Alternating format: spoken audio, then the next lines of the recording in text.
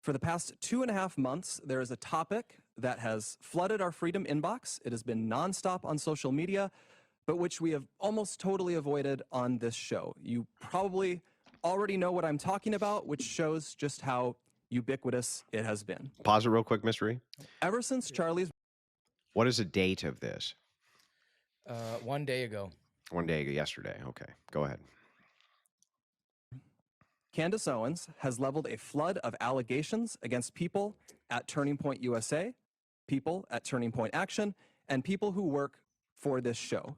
She's made them against some of Charlie's closest friends and against some of his most dedicated employees. So I'm going to give a quick criticism of this guy, right? He's doing what's called, well, what I refer to as inflection cadence speaking. So these are not people generally who are great orators, but rather people who listen to great orators. And you'll see them try to capture the same tone with the high pitch at the end. That actually annoys the audience. It's actually very annoying to listen to. The up talk at the end, yeah. Yeah, it's always very annoying to listen to. You can't unhear it once you notice it. And it annoys the shit out of me because they're trying to put emphasis where emphasis doesn't go.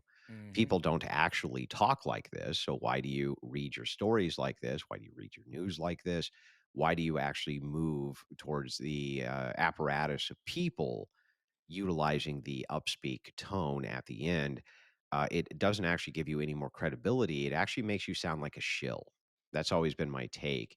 Almost anytime I hear somebody who's talking with the upspeak, and then they're going to emphasize the point at the end, and then we're going to take the more upspeak.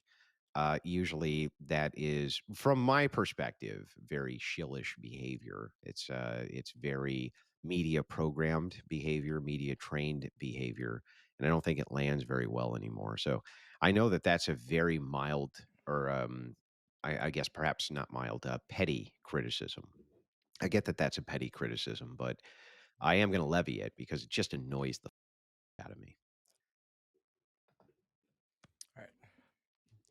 So that Michael McCoy, Charlie's chief of staff, knew Charlie would be, was happy that he died, and stayed silent because he was told he would be the next Charlie. She has suggested Michael is not his real name. It is. Am I wrong, or is that just unbearable for anybody else? It's so listening to this guy talk. Oh my God. No, just the upspeak at the end of every single period. And that's what Charlie said. And when we're talking about it, we're going to make sure that we focus. And then it just annoys the out of me. If you take a public speaking class, they'll tell you to use cadence, which is to slowly speak the words in a way that people can not only grasp what you're saying, but attach the appropriate emotion to it. Yeah, exactly. And none of it involves upspeak like this at the end of every sentence. Did you see? I have seen his birth certificate myself. She has called it suspicious that Mikey's wife, who works at Turning Point, helped plan the campus tour event where Charlie was, which she didn't, by the way. She doesn't work on campus events. Candace has suggested the Utah Valley University event was unusual and its details suggested a, quote, inside job. She has claimed that foreign aircraft have followed Erica Kirk around the country and that Turning Point has lied about this happening. She has accused us of lying about Charlie wanting Erica to take over for him if he died. She has suggested Charlie's security team intentionally denied him first aid after the shooting to ensure that he died. She has raised suspicions about the head of our technical team because he took an SD card out of a camera. She has spread absurd claims that Tyler Boyer, who we just had on the show, sexually male interns.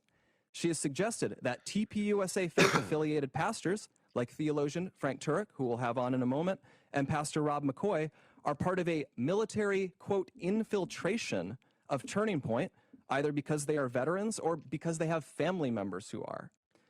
Even if not everyone has been named specifically, though, Candace has effectively tarred everyone here with complicity in Charlie's death by repeatedly saying he was, quote, betrayed by, quote, everyone. She has said Charlie's, quote, had to be approved by Charlie's friends, and then suggested those friends might have her too for, quote, knowing the truth. She has made claims of financial impropriety and fraud at Turning Point, adding up into the millions of dollars, which, again, is not true. Charlie made sure the organization was audited by a third party every year. He personally reviewed and he signed off on every expense report and literally every single bill paid by the organization down to a single United States dollar. We have never missed a 990 deadline. Candace has made other stranger allegations involving French paratroopers in maroon shirts, Egyptian Air Force planes flying out of Pause this Provo, real quick. Utah, and potential. She's not lying. Then where's the proof? Where's the proof? Where is it? He forgot it in his other pants. Where's your proof? Where's your evidence? Where's your evidence? Sick of you people. Give us the evidence. This guy's going through a litany Andrew, you're here. focusing on the wrong things. He's giving a litany of counterclaims here and saying that these things are all untrue and demanding evidence of their truthfulness from Candace herself. Where's the evidence? Where is it? Dog ate it. Sorry. Yeah, which one was Josie again? These bras all blend together after a while. She was the chick who said we're not in an ideological war, and then 4 days later, Charlie Kirk got assassinated. Yeah. That was that chick. Did you ever hear Rattlesnake Incognito Australian radio station? All he had to do was spell one word hysterical, search YouTube. Okay, well, I don't. What the hell does that have to do What with does anything? that mean? What the does that have to do with anything? Thanks for Thanks, what Andrew. Andrew Now I means can is thanks barely for listen to coming out. this We guy. appreciate Yeah. Look, the thing is I'm going to argue with the chat sometimes. Doesn't mean I have anything personal against you. Doesn't mean I'm even upset with you. But I am going to argue with you if you say that I think is stupid. That's just the way I am. Anyway, go ahead. All right, here we go. Potential underground assassins traveling through unseen tunnels. At one point in early November, she started wildly throwing suspicion on members of Utah Valley's soccer team for wearing hoodies. I could go on. There is always something new coming up, and none of it ever pans out. See, this is Because- my issue right here. Hang on. This is perfect. Thank you for this. Where has TPUSA posted the evidence of the counterclaims? They don't need to. Do you understand how claims work? You, the claimant, are the one who bears the burden of evidence. The proof is on the person who makes the claim. You do not need to defend yourself from allegations which often are impossible to disprove. No, Andrew, it's your job to prove the negatives. Yeah, exactly. You often cannot even prove these things. So the proof has to be positive against you. It's very difficult for you to prove your way out of a negative claim. I didn't do that. So if I say something like, I didn't eat the cheesecake in the fridge, right? I didn't do that. Well, the thing is, like, how do I prove to you I didn't do that? I didn't come to your house last night and eat the cheesecake in your fridge. How do I prove that I didn't do that? Just be like, what? I was somewhere else, something like this. If you think I ate the cheesecake in your fridge, you need to provide the proof or evidence that I did that, or at least something which is compelling. They don't have to create defenses for things which don't have evidences for them. Can you please say that Eastern Orthodox inquirers and catechumens shouldn't debate and teach, especially if they don't have permission? I'm having issues with fellow EO friends and their apology. Thank you. I'm not going to say anything. It's not my place. That would be the place of clergy to correct them on those things, not the place of a layman, Andrew Wilson. So my understanding is that that is the case. That was the case with me. But I'm not sure exactly how everybody's relationship is with their spiritual father. I have no clue. I get what he's saying. There's some people that are like new converts or they're interested and they just go hard and like VCs and Discord, and they have a tendency to like chase people away. So I can get where he's coming from, but it's still not, again, agree, it's not your place to say it. But That's not my place. It's not my place to tell converts what to do or not to do.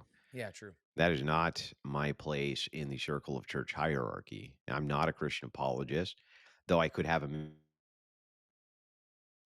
Uh-oh. Oh not shit. my role. So, Okay, you're back. You froze up for a second.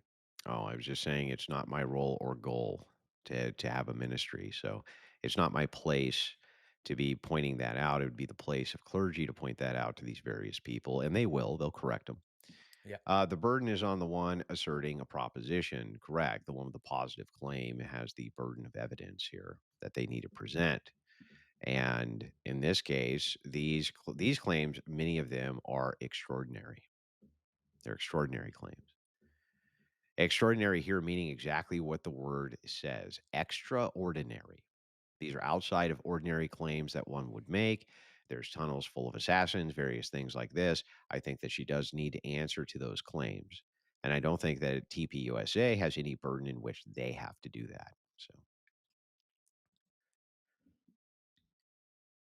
hang on a second. I'm not saying they prove anything. I'm saying they were there and Candace wasn't lying about it. Why were they there is indeed the question. Who's they? Why was who there? Military airplanes where if I'm not mistaken, Crowder did an expose on this showing that she was incorrect about where these planes were and why they were there. So you can check that segment out on his show. Anyway, continue, Mystery. From the start, there has been nothing there.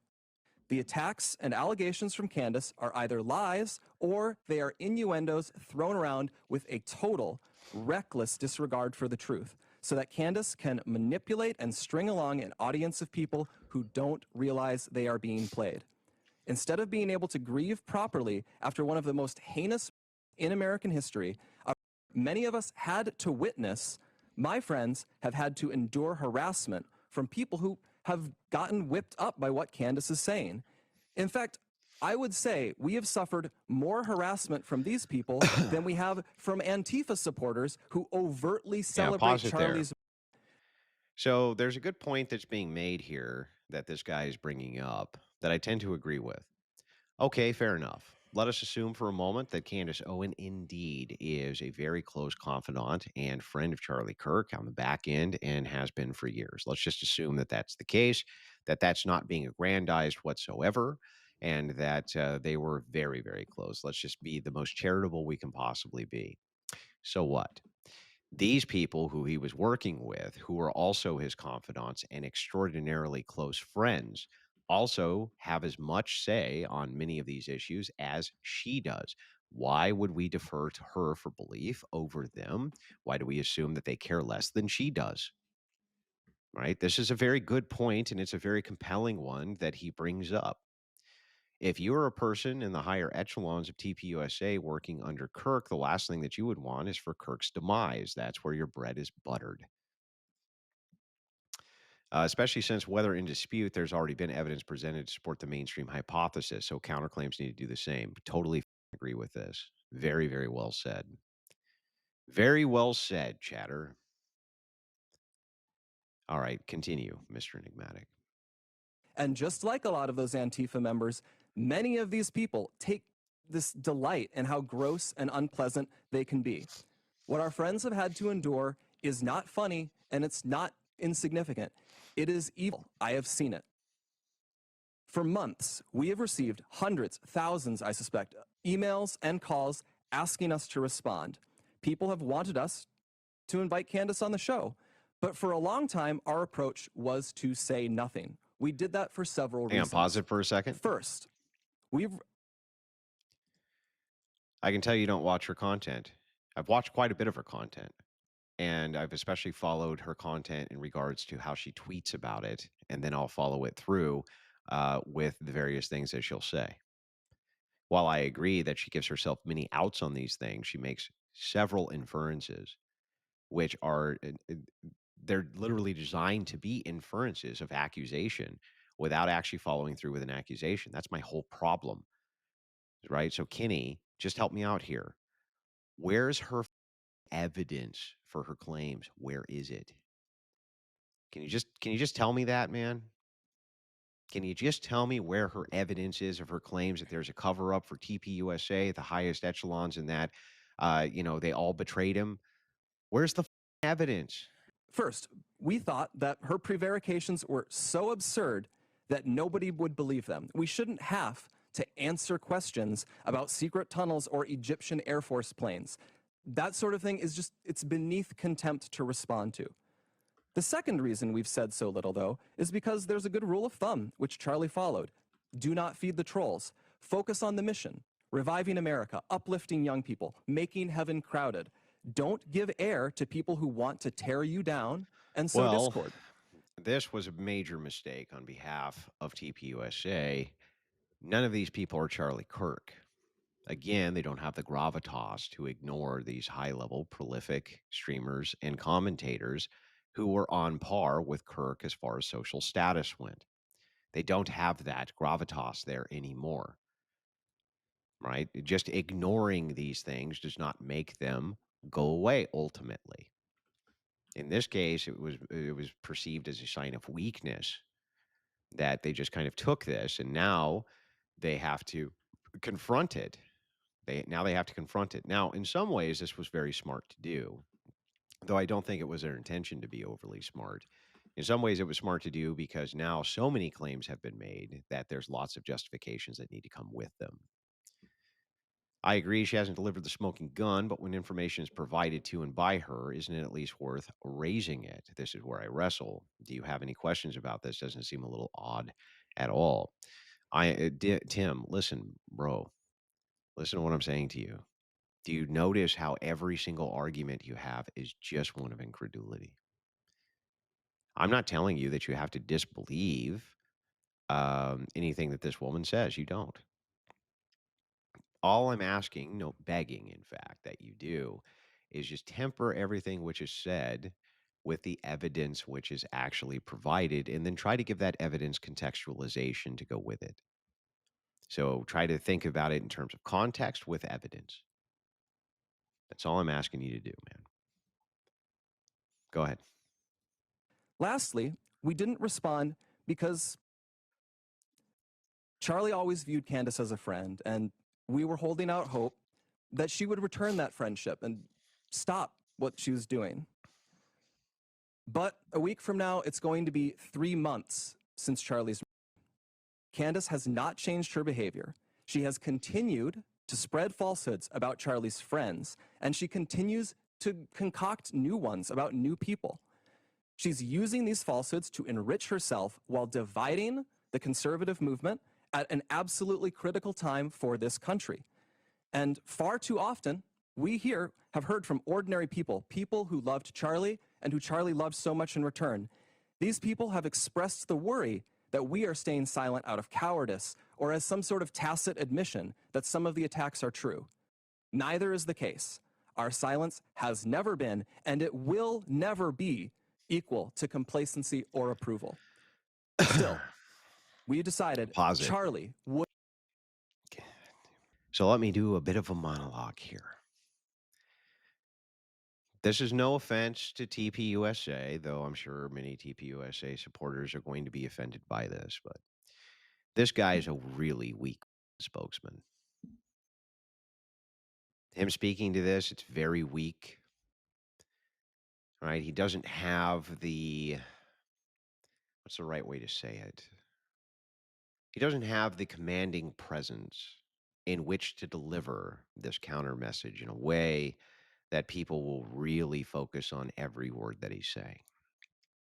He doesn't have kind of I don't know what you call it, the it factor. He doesn't have it. He's the worst possible person to be delivering the countermeasure here. No offense to whoever this guy is. Again, I don't know him from Adam. Okay. I don't know this guy at all. But this guy is not a person who's going to command attention, who's going to drive people to listen to him. He's not particularly articulate, and this response is somewhat weak. Not weak because what's being said isn't true, weak because the person who's delivering it is not good at delivering it.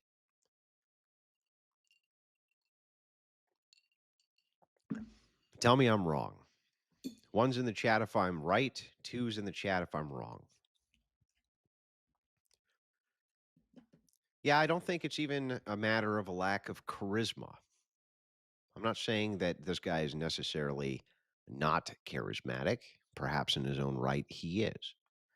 But he needs to be able to kind of effectively hit this out of the park using some sort of semblance of gravitas that makes people really focus on what it is that he's saying. And there are ways that you can do that within media management with the right speaker. This guy is not the right speaker for this. He's just simply not the right speaker to be delivering this back. He's boring as well, kind of. But the other problem is like he needed to make a bit of a spectacle. Make a bit of a spectacle. Follow Stone's rules here a little bit. Make a spectacle. Mock her a little bit. They have every right to mock her a bit. Make a bit of a mockery out of it. Laugh at her. Call it absurd, ridiculous, right? Really kind of lay into her a bit. Make the audience laugh. Make them kind of feel the angst that's coming off of you the correct way. That this is just a feverish annoyance, not a attack which you're taking seriously. And unfortunately, the way that he's delivering this, as this is written, as though it's all ridiculous, because this guy is delivering it in all due seriousness, it makes the ridiculous nature of what has been written down when he says it not be received as though it's ridiculous. That's a big problem with oration. You have to be very skilled at understanding what it is you're trying to deliver and the message you're trying to deliver at the right times you need to deliver it.